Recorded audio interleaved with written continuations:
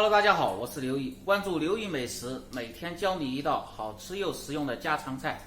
今天分享的是滑肉汤，晶莹剔透，汤鲜肉嫩又爽滑。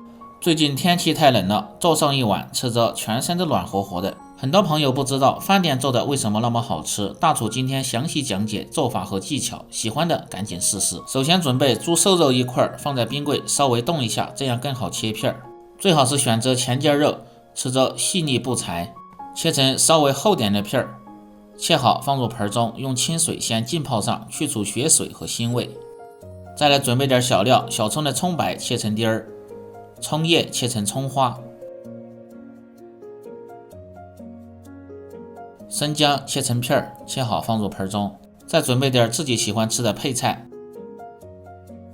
把浸泡过的瘦肉清洗干净，挤干水分，放入盆中，再切点姜末和葱花，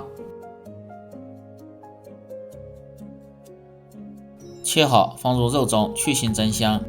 花椒面1勺，盐少许，胡椒粉适量，料酒稍微多一点，去腥增香。然后搅拌均匀，再倒入红薯粉。红薯粉和肉的比例最好是1:1，也可以稍微多一点，但是不能太少。接下来最关键的一步，一定要用开水把红薯粉烫透，目的是让淀粉和肉更好的融合在一起，拌的时候更好拌均匀，煮的时候不容易脱浆。煮熟后晶莹剔透还口弹，然后向一个方向搅拌均匀，搅拌至上劲，一定要抓匀抓透，煮熟后才美观。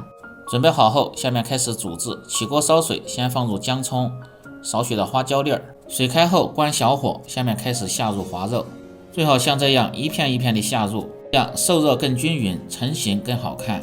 下完后火稍微开大一点，用勺子轻轻推动，让其受热更加的均匀。盖上锅盖，保持中火，煮至1分钟。